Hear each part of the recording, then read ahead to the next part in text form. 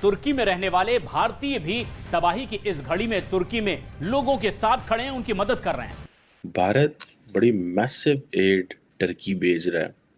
मेरा हाल छठा इंडिया का जो मिलिट्री प्लेन है वो रिलीफ का सामान लेके टर्की पहुंच गया है। तुर्की में होटल चलाने वाले भारतीय मूल के दीपेंद्र ने भूकंप में अपना घर गंवाने वालों के लिए अपना होटल खोल दिया है।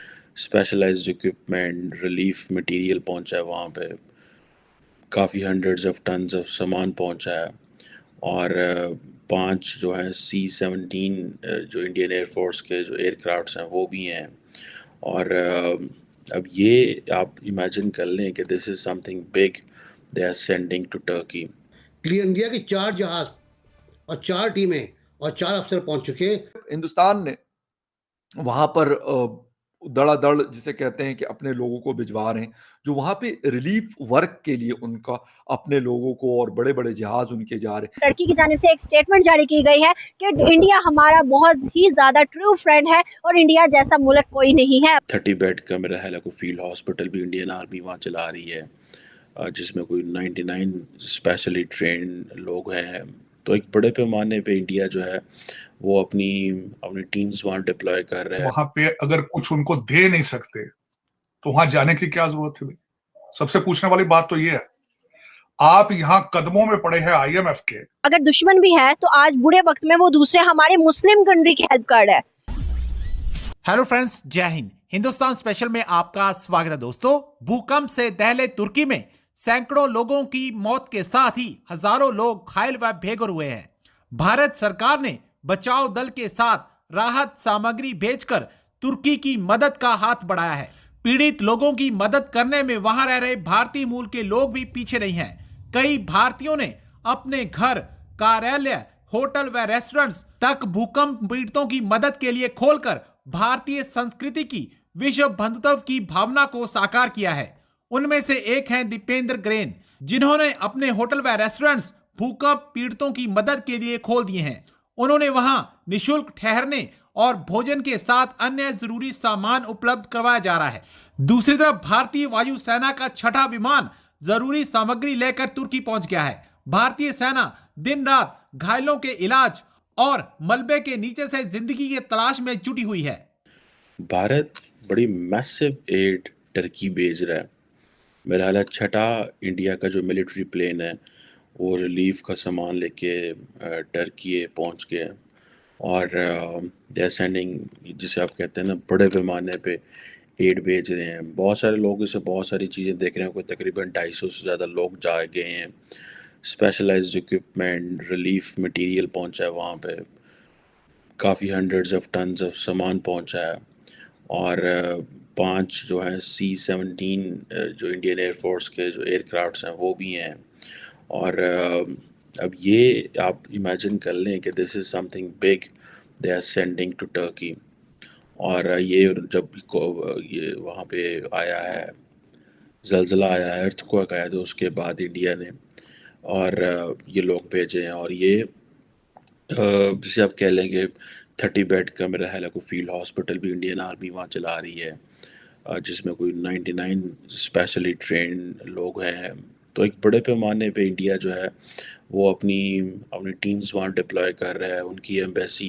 अच्छा, इंडिया के अंदर एक बात आ रही है, भाई ये टर्की तो हमारे ख़िलाफ़ जो है वो बात करता है, टर्की तो कश्मीर पे बात करता है, टर्की तो पाकिस्तान का साथ देता है एंड ऑल दैट। अब ये जो चीज़ें हैं, लेकिन ऑन दी अदर हैंड अगर आप प्राइम मिनिस्टर मोदी की ये स्ट्रैटेजी देखें तो that is a very smart strategy. पहली बात तो ये है कि this is a humanitarian crisis, दुनिया में ये कहीं भी आ सकता है, इसमें कोई दो राय नहीं होनी चाहिए।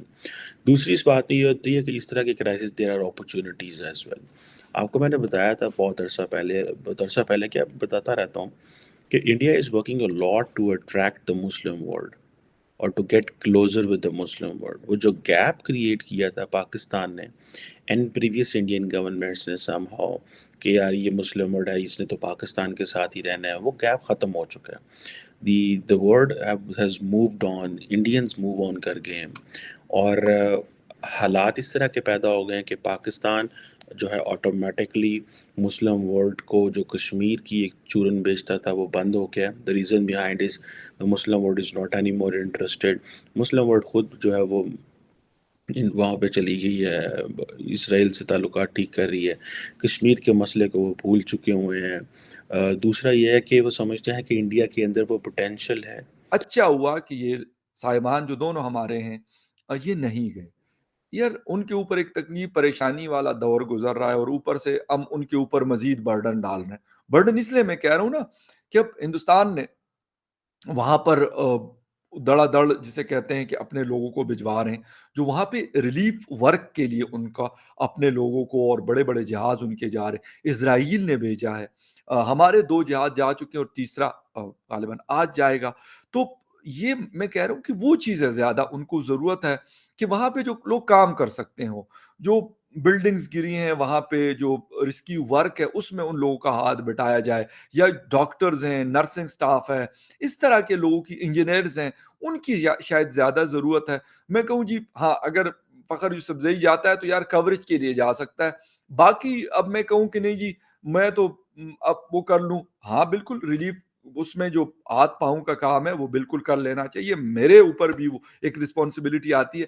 लेकिन अगर मैं कहूँ कि यार मैं वहाँ जाऊँ और मुझे जो है वो अच्छे से प्रोटोकॉल में और एयरपोर्ट से रिसीव करे और ये कर ले, वो कर ले, गॉड ऑफ फन, तो मेरे ख्याल में ये एक बड़ा एक अजीब किस्म का हमारी गवर्नमेंट का फैसला था, जो चलें उन्होंने किसी भी वजह से लोग कहते हैं जी टर्की ने इनको मना कर दिया कि यार आप ना आएँ।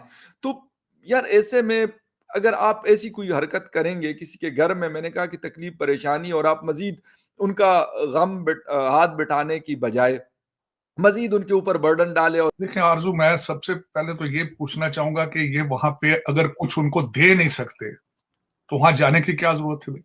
सबसे पूछने वाली बात तो ये है। आप यहाँ कदमों में पड़े हैं आईएमएफ के, तलवे चाट रहे हैं उनके कि भैया डॉलर दे दो, डॉलर दे दो, तो वहाँ जब दे नहीं सकते, तो ये खर्चा करने की क्या ज़रूरत है? और खुद अकेले नहीं जा रहे, तो फॉरेन मिनिस्टर भी साथ जा रहे थे। और देखें, मैं हैरान होता हूँ, कोई पूछने वाला ही नहीं है भाई, कोई कंट्री में इनको कोई पूछने वाला ही नहीं कि मेरा कि आप क्या कर रहे हो। कोई अकल के नाखन लो, जिन तैयारों पे जाओगे उसका तेल लगेगा, साथ तुम्हारा अंतराज जाएगा, वहां उनको रखने के लिए होटल देना पड़ेगा। तो आप जाहिर है आपने टेंटों में तो नहीं रहना वहां जाके, आप तो नवाब हो ना भाई, आप तो लॉर्ड ऑफ द लॉर्ड्स हो, तो आप तो वहां टेंटों में तो नहीं रहोगे। तो कुछ हया करो। अच्छा किया, बहुत अच्छा किया टर्किश लोगों ने, उन्होंने कहा भाई ये ऐसी मोहब्बत से हम बाज आए, आप ना ही आओ तो बेहतर है, आप ना ही आओ। आप अपने मुल्क में देखो कि गुरबा की हालत क्या होने वाली। मैं अभी थोड़ी देर बाद आगे बताना चाहूंगा आपके कि आईएमएफ के जो फाइनल चीजें पहुंच रही हैं, अब 1-2 दिन रह चुके हैं उनके, लेकिन उसके बाद आपकी हालत क्या होने वाली है ये मैं आपको अभी थोड़ी देर में बताता हूं। क्योंकि मैंने जिन चीजों के ऊपर आमादगी आपने की है, होशरुबा चीजें, होशरुबा ये पैसे, क्योंकि पाकिस्तान में तो ये पैसे नहीं रहेंगे बिल्कुल, क्योंकि पहले भी 21 दफा यहां से भागे हैं पैसे।